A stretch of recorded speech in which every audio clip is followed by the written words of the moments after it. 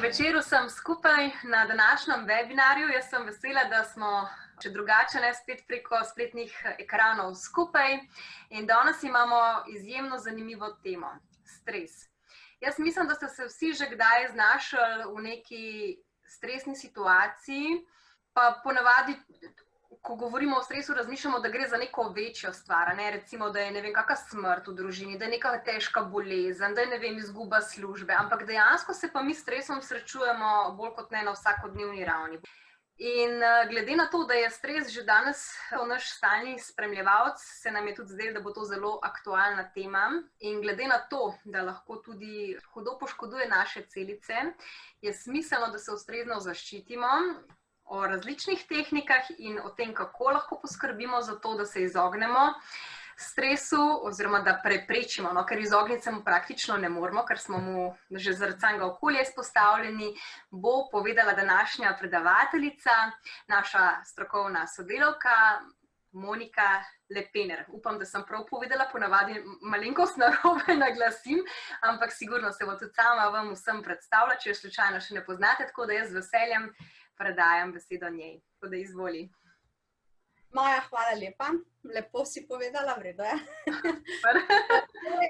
Jaz se pridružujem Majinemu pozdravu, sem tudi jaz vesela, da se po dolgem času zopet vidimo. Čeprav preko kamer, upam, da nam bo kmalu uspelo tudi več v živo. Sicer pa res upam, da ste si zdaj med poletjem uspeli vsaj malo nabrati moči, se odpočiti, se odklopiti od vsega stresa, ki, kot veste, je tudi tema današnjega predavanja. In se bomo predvsem dotaknili tega, kako stres nastane, zakaj nastane, predvsem pa o tem, kako se lahko z njim spopadamo. Kot je že Maja rekla, izogniti se mu ne moremo, ne glede na to, kaj nam strokovnjaki vse govorijo, da naj naredimo, da se mu izognemo. Izogniti se stresu ne gre. Namreč, kamorkoli se obrnemo, se znajdemo v neki stresni situaciji. In stresu se ne moremo izogniti in kamorkoli se v bistvu obrnemo, se znajdemo v neki stresni situaciji. Če pogledamo samo v tem trenutku, na vsakem koraku neko razkuževanje rok, pa omejevanje druženja, pa maske, pa ohranjene distance, da ne govorimo o tem, da stres nam povzroča tudi, ne vem, lakota, žeja, zamujanje, hitenje, poslušanje poročil, priprava na novo šolsko leto, nenazadnje pospravljanje po dopustu, obnašanje šefa in sodelavcev v službi, pa za otroke menjava vzgojiteljic, pa za tiste malo manj otroke zmenki in rojstvo otroka in upokojitev in menjava službe in razgovor za službo. V bistvu so vse to bolj ali manj stresni dogodki. Večine stresnih dogodkov, s katerimi se mi srečujemo, se v bistvu niti ne zavedamo in jih na nek način predelamo brez večjih posledic. Ampak glede na to, kaj sem vse zdaj naštevala, pa veste, da to niso edini stresni dogodki, glede na vse našteto vidimo, da smo v bistvu pod stresom čisto vsi. Od dojenčka, od najmlajših do najstarejših, ne glede na spol, na starost, barvo kože, izobrazbo, finančno stanje, karkoli je v bistvu stres, lahko se dotakne čisto vsakega. Pa vendarle neke razlike obstajajo in ta razlika je v bistvu v odzivu na stres. Nekateri se ob določeni situaciji zelo burno odzovejo, medtem ko drugi za isto ali pa še za kaj hujšega zamahnejo z roko in se jim zdi čudno, zakaj je sploh takšna reakcija.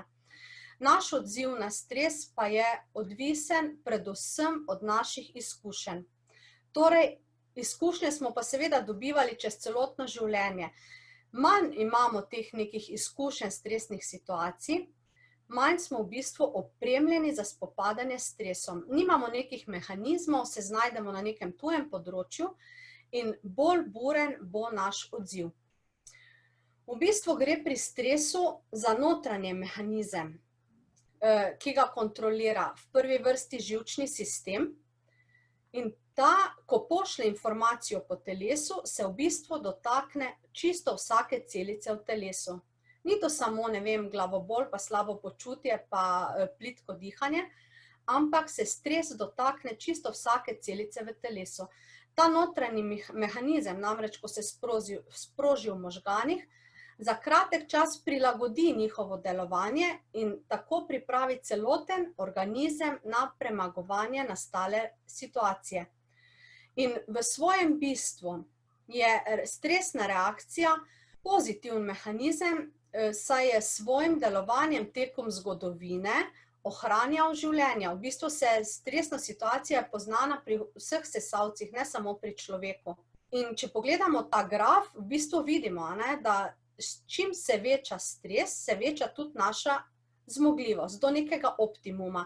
Smo bolj motivirani, bolj učinkoviti, bolj energični.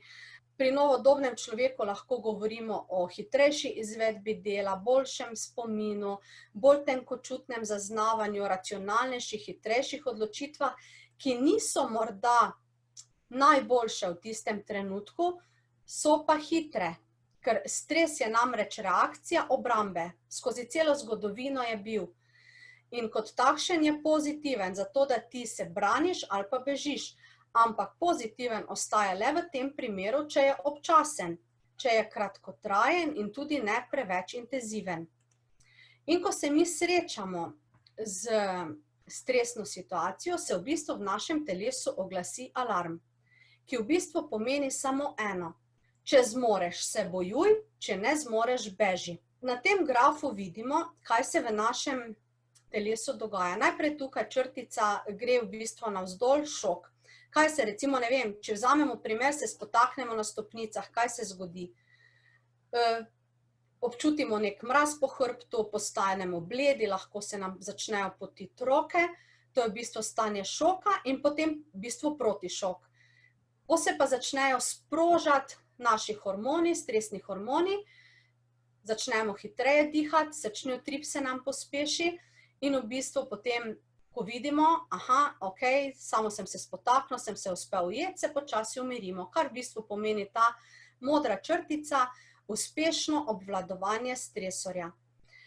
V fazi alarma pa se zgodi še nekaj drugih stvari. Torej, ti stresni hormoni v prvi vrsti se sprožijo zato, da lahko mobilizirajo energijo. Torej, ogljikove hidrate, maščobe, aminokisline, torej beljakovine, pridejo, se izplavijo v bistvu iz zalog in ti hormoni v bistvu poskrbijo, da energija se izplavi in da je tudi našemu telesu omogočena hitra poraba.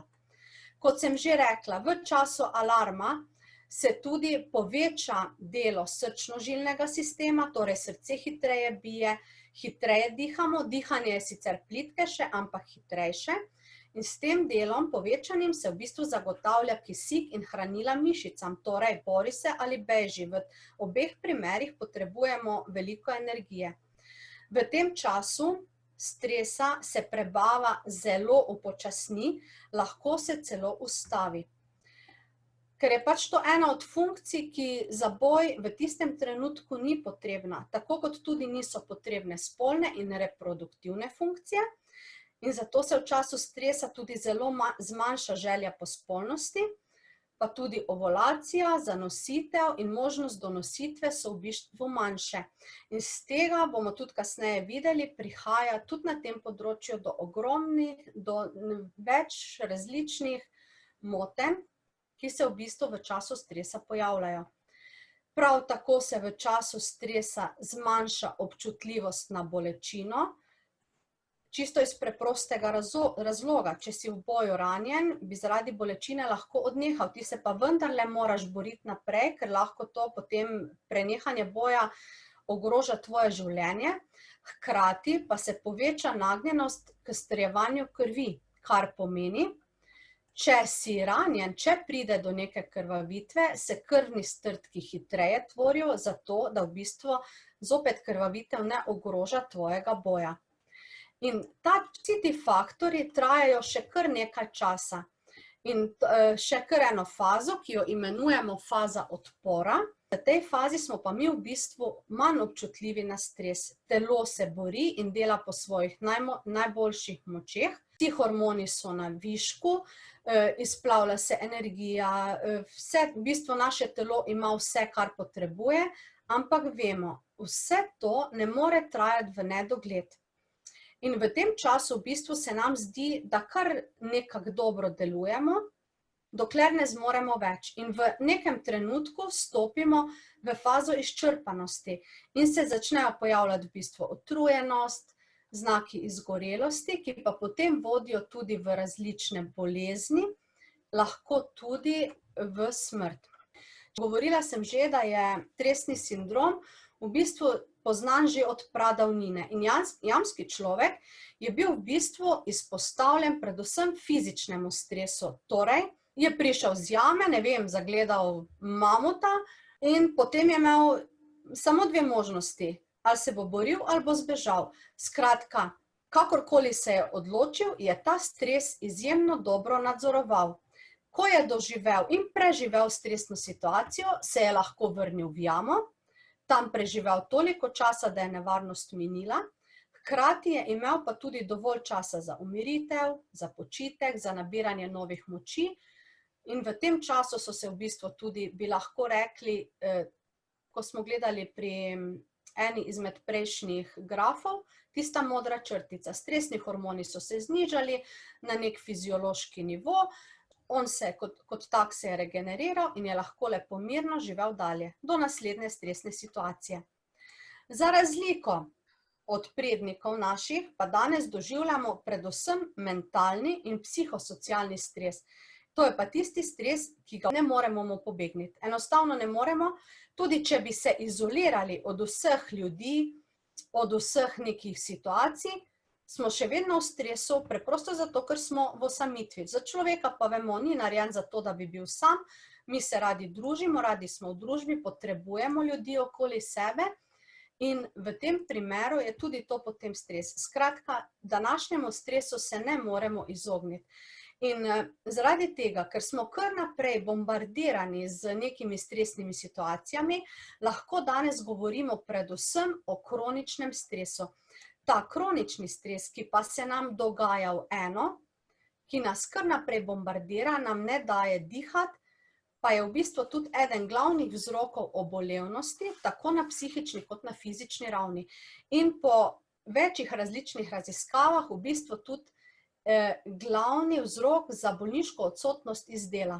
Stres se dogaja prepogosto, je preintenziven, traja predolgo časa in s tem posledično onemogoča počitek.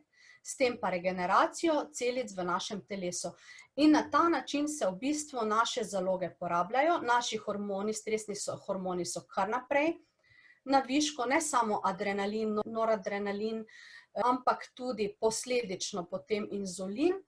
In zaradi tega prihaja do kroničnih stanj, do nekih kroničnih bolezni v našem telesu. In ko se krivulja, ko mi dosežemo tisti optimum, ko se potem krivulja obrne navzdol, počasi prehajamo v fazo utrujenosti, izčrpanosti in to nas potem pripelje v neke kronične bolezni in tudi smrt. Na naslednji skici si bomo lahko ogledali v bistvu en spisek stvari, pa verjemite, da to niso vse bolezni, ki jih stres povzroča, ampak jih je pa zelo veliko zaobjetih. Torej, stres lahko pušča svoje posledice na čisto vseh organskih sistemih, na našem telesu, na duši in na duhu. In je ravno zato izjemnega pomena, da se mi tega zavedamo, da vemo, da so lahko akne, težave s kožo, tudi ekcemi, dermatitisi, nenazadnje tudi glivična obolenja, ki se pojavljajo na nohtih in koži, da imajo v bistvu svoj vzrok v stresu. Da lahko povzroči stres teločno razjedo, to že vemo, ne? Da imaš ulko zaradi stresa, zaradi živciranja, se to lepo po domače reče, vnetje črevesja, sindrom razdrazljivega črevesja, različne alergije na hrano, želodčni krči, refluks, slabost, nihanje teže, vse to ima v bistvu lahko izvor v stresu. Potem, kar se tiče delovanja trebušne slinavke, sem že prej rekla, stresni hormoni v bistvu tudi dvignejo inzulin in posledično lahko pripelje do sladkorne bolezni, do debelosti, tudi same arterije lahko poškoduje. Imunski sistem je izjemno ne poudarja, nihče ga ne omenja. Tudi zdaj, ko gledamo različna poročila, vsi govorijo o maskah, vsi govorijo o distanci, o umivanju, o razkuževanju rok, ampak stres je glavni uničevalec našega imunskega sistema. Namreč imunski sistem je tisti mehanizem, brez katerega mi ne moremo živeti. Preprosto zato, ker brani naše telo proti vsem možnim napadalcem. Naj si bodo to bakterije, glivice, virusi, različni alergeni, kemijski škodljivci, karkoli v bistvu prihaja v stik z našim telesom, je imunski sistem tisti, ki vsiljivca prepozna, si ga zapomni, ga uniči, če ga je potrebno uničiti. In če nam ta sistem ne deluje, je v bistvu z nami konec. Potem, kar se tiče glave, nihanje v razpoloženju, jeza, depresija, razdražljivost, pomanjkanje energije, težave s koncentracijo, to, da si ne zapomnimo stvari, anksioznost, panični napadi, nespečnost, vse to, potem neki, ne samo panični napadi, tudi napadi lakote ali pa stradanja, vse to v bistvu spada, tudi je vzrok lahko stres. O povečanem krvnem tlaku, pospešeno bitje srca, povečana možnost za srčni napad ali srčno kap, tudi možgansko kap, povečan holesterol, strdki, krvni strdki, potem zmanjšana absorpcija hranil, posledično tudi potem hujšanje, upočasnjena presnova, posledično se lahko začnejo dogajati kronična vnetja in v bistvu pridobivanje na telesni teži. Zmanjša se zaradi stresa izločanje encimov, kar lahko pripelje potem do napihovanja, do slabega počutja, do tega, da lahko pride do kronične vnetne bolezni, to, kar smo že govorili, in tudi pri reproduktivnih organih. Sem že prej rekla, reprodukcija in želja po spolnosti v bistvu sta v bistvu na nek način postranski stvari, za preživetje nista tako nujni, in kadar telesu zmanjkuje energije, kadar mu zmanjkuje, kadar se bori za preživetje, je to področje, ki ga bo telo v prvi fazi dalo na stran. Zaradi tega je v bistvu tudi v današnjem času izjemno dosti neplodnosti ali pa motenj spolne funkcije, ki ima svoje korenine v stresu. In je izjemnega pomena, da se v bistvu zavedamo tega, kaj lahko stres dela na našem telesu, tudi kar se tiče bolečin, vnetij, napetost v mišicah, nagnjenost k osteoporozi, bolečine v križu, v hrbtenici, v vratu, krči, predvsem v nočnem času, vse to lahko izvira iz stresa. In kot sem že rekla, izjemnega pomena je, da se stresa zavedamo. Da vemo, da je stres tisti faktor, ki v našem telesu dela ogromno škodo in je pomembno. Ne moremo se ga izogniti, lahko pa najdemo načine, kako ga omejimo in kako se ga v bistvu mi sami naučimo premagovati. Kot sem že prej rekla, večino stresa v današnjem času je psihosocialnega stresa, tako kot je bilo včasih zelo pomembno, da se je človek hitro odzval, če je srečal mamota ali pa neko drugo žival, ki ga je napadala, neko drugo nevarnost. Tako bi bilo danes izjemno pomembno, da se mi ne bi odzvali na vsako stvar, ki se nam zgodi. Torej, kaj kdo reče, kaj kdo misli, kaj kdo ne vem kaj, ker smo danes zelo podvrženi k temu, da nas take stvari vznemirjajo. Vznemirjajo nas pa zato, ker smo v bistvu mi še vedno nagnjeni k temu, da se v vsaki stresni situaciji borimo. Torej, če smo žejni, tečemo k vodi, ne vstran od vode. Če nam grozi, ne vem, trčenje na cesti, se bomo skušali temu izogniti. Nenazadnje, če kdo nas užali, tudi na ta stres skočimo in v svojem bistvu pa odreagiramo na identičen način. Zato je izjemnega pomena, da se stresa zavedamo in da ga omejujemo. V prvi vrsti je pomembno, da v stresu najdemo dobro, zdravo, primerno, kakovostno prehrano. Primerne količine se tudi razume. Velikokrat je stres tisti povzročitelj, ki čez dan zaradi vse obremenitve pozabimo jesti, zvečer vse to nadoknadimo ali pa še malo zraven in se prenajedamo in pridemo v en tak ciklus, ki v bistvu nas ne pripelje k ničemur dobremu. Druga stvar, ki je izjemno pomembna, kar se tiče nadzora stresa, da se dovolj gibamo na svežem zraku.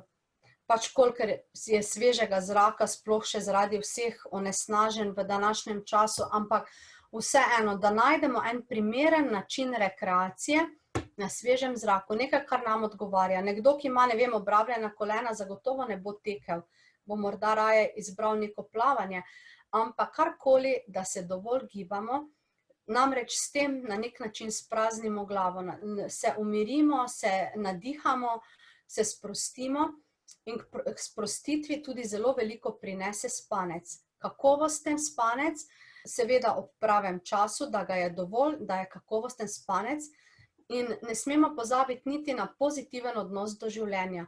Tule imam v mislih predvsem to, da si privoščimo tisto, kar nas umirja, kar nas razveseljuje. Naj si bo to risanje, sprehodi, ples, molitev, meditacija, druženje s prijatelji ob pijači, karkoli, da se lahko sprostimo, da se lahko nadihamo, da na nek način preženemo vse tisto, kar nas cel dan ali pa cel teden napada in nam ne daje spati. Vse to, kar sem zdaj naštela, pa je pomembno, da podpremo tudi z naravnimi prehranskimi dopolnili. Ta nam bodo namreč pomagala do kakovostnega in zdravega življenja. Namreč, vsi pripravki, ki jih bomo danes se dotaknili, ki jih bomo pregledali, delujejo sinergistično. To pomeni, da drug drugemu pomagajo k boljšemu delovanju, predvsem pa pomagajo ohranjati ravnovesje v našem telesu. Nam pomagajo nadomeščati tiste snovi, ki jih mi zaradi stresa izgubljamo ali pa pospešeno porabljamo in nam s tem tudi pomagajo podaljševati fazo odpora. Torej tisto linijo, v kateri se je naše telo še ima dovolj hranil, se lahko bori in lahko normalno funkcionira. S tem pa posledično preprečijo utrujenost, izčrpanost in tudi zlom, bolezni in v marsikaterem primeru tudi lahko pride zaradi vseh teh nakopičenih bolezni tudi do smrti. Na prvem mestu je zagotovo rodiolin. Jaz sem prepričana, da vi rodiolin že vsi poznate. Njegovi sestavini sta izvleček rožnega korena, torej Rhodiola rosa in cink. Rhodiola rosa spada med adaptogene rastline, kar pomeni, da telesu omogoča, da je dalj časa odporno na različne škodljive faktorje stresa in tako v bistvu podaljša to fazo odpora. Cink kot tak pa spodbuja delovanje imunskega sistema, torej ta spekter, ki je, se mi zdi, sploh v času stresa, premalo upoštevan, premalo pomislimo na njega. Rhodiola spada med adaptogene rastline in v bistvu poleg nje po WHO spada še 25 rastlin na svetovni ravni, kar pomeni, da v bistvu vse te rastline, ki so med adaptogenimi rastlinami priznane, telesu delajo dobro, pomagajo ga spravljati v neko ravnovesje, hkrati pa nimajo stranskih učinkov. In so zelo, zelo stroga merila so, da lahko neka rastlina postane adaptogena, da je sprejeta v to skupino in rodiola je ena izmed teh. Pri rodiolinu je dokazano antistresno delovanje. To pomeni, da poskrbi za ravnovesje v telesu. Vse te stresne hormone, ki se v času stresa v povečani dozi izločajo, ohranja na nivoju, ki za naše zdravje ni škodljivo in na ta način ščiti nadledvično žlezo pred izgorevanjem. Poleg tega deluje rodiolin tudi antidepresivno. Njegovi učinkovini rosanin in solidrozid dvigujeta nivo serotonina in dopamina v telesu. Ta serotonin in dopamin sta v bistvu odgovorna za naše dobro razpoloženje in s svojim delovanjem zmanjšujeta simptome depresije in ohranjata mentalno svežino. Poleg teh dveh pa je dokazano tudi anksiolitično delovanje, kar pomeni, da zmanjšuje psihično in fizično napetost v telesu. Zelo zanimiva lastnost rodiolina je ta, da lahko v manjših odmerkih deluje stimulativno, če doze povečamo, pa v bistvu pomirja in uspava. Stimulativno učinkovitost bomo dosegli, če bomo uživali 2 kapsuli rodiolina zjutraj. S tem bomo tudi v bistvu hitro razmišljali, jasno sprejemali odločitve, zagotovili si bomo boljši spomin, večjo fizično sposobnost in v bistvu lažje bomo prehajali čez dan. Če bomo pa tema 2 kapsulama dodali še 2 kapsuli zvečer pred spanjem, nam bo pomagal, da se bomo lažje umirili, hitreje potonili v spanec.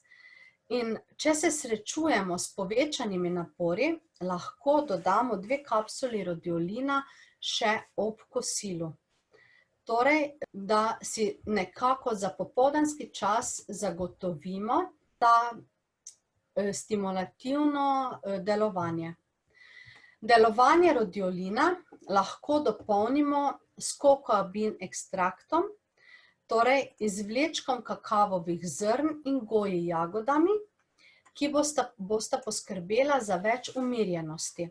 Med učinkovinami kokoabin ekstrakta so flavonoidi, ti zopet poskrbijo za dvig serotonina v našem telesu in s tem za boljše razpoloženje. Med učinkovinami bomo našli tudi kofein, ki deluje stimulativno in zmanjšuje utrujenost. Teobromin pa poskrbi za boljše delovanje živčnega sistema in tudi izboljšuje mentalne funkcije. V bistvu lahko kokoabin priporočimo vsakemu, ki se sooča s stresom, z napetostjo, vsem, ki bi radi ohranjali notranje ravnovesje, pa tudi tistim, ki drsijo v depresijo ali pa se borijo z kronično utrujenostjo. V bistvu priporočena količina za uživanje je 2-krat dnevno po 1 kapsula. Z rednim uživanjem pa v bistvu si zagotovimo mentalno svežino, izboljšamo spomin, še posebej to velja za starejše, in tudi izboljšamo koncentracijo. Zelo cenjen pomočnik v boju proti stresu je tudi magnezij B6. Kot že samo ime pove, vsebuje magnezij, cink in vitamin B6. Zelo pomembno je, da vemo, da se v času stresa nivo magnezija in vitamina B v našem telesu zelo zniža. In to sta v bistvu tudi taki 2, magnezij kot mineral, vitamin B6 kot vitamin, sta 2 snovi, ki se v našem telesu ne moreta shranjevati, kar pomeni, da je pomembno, da ga mi sproti dodajamo, da ga ima naše telo kar naprej na voljo, kajti če pride do pomanjkanja, nas to vodi v nervozo, strah, nemir, razdražljivost, panične napade, motnje srčnega ritma, tudi mišično napetost, mišične krče, migrene, nespečnost. In je pomembno, da res vsakodnevno ga dodajamo. Poleg magnezija in vitamina B6 pa v tem pripravku najdemo tudi cink, ki, kot smo že rekli, zelo spodbudi delovanje našega imunskega sistema. Pri manjših potrebah je priporočeno odmerjanje 1 tableta dnevno, kadar pa gre za večje potrebe, torej daljši stres, bolj naporno, pa si lahko privoščimo še kakšno tableto zraven. Poleg tega pa ne smemo pozabiti niti na stres management oziroma Omega B kompleks. Oba pripravka vsebujeta kompleks vitamina B in poskrbita za nemoteno delovanje živčevja. Poleg tega pa sodeluje B kompleks tudi pri presnovi ogljikovih hidratov, beljakovin, maščob in tako neposredno vpliva na naše dobro počutje. Poleg naštetega premagujejo utrujenost in izčrpanost. Stres management vsebuje manjše količine B-kompleksa, zato je priporočen vnos do 3 tablete dnevno, medtem ko je za mega B-kompleks priporočena dnevna doza 1 tableta dnevno.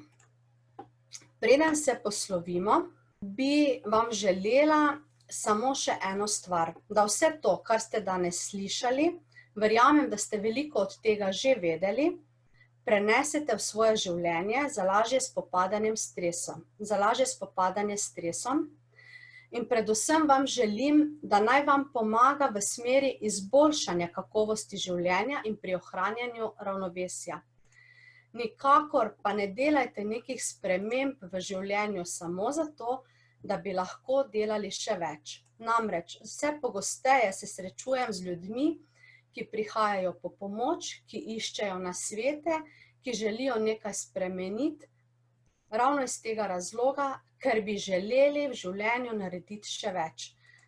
Namreč, telo imamo samo eno, omejeni smo in je prav, da se te svoje omejenosti tudi zavedamo in še vedno lahko z vsem, kar zmoremo, ogromno naredimo, predvsem pa poskrbimo zase in za svoje najdražje. In še res čisto za konec, ostanite zdravi, ostanite mirni in v ravnovesju in se vam zahvaljujem za pozornost.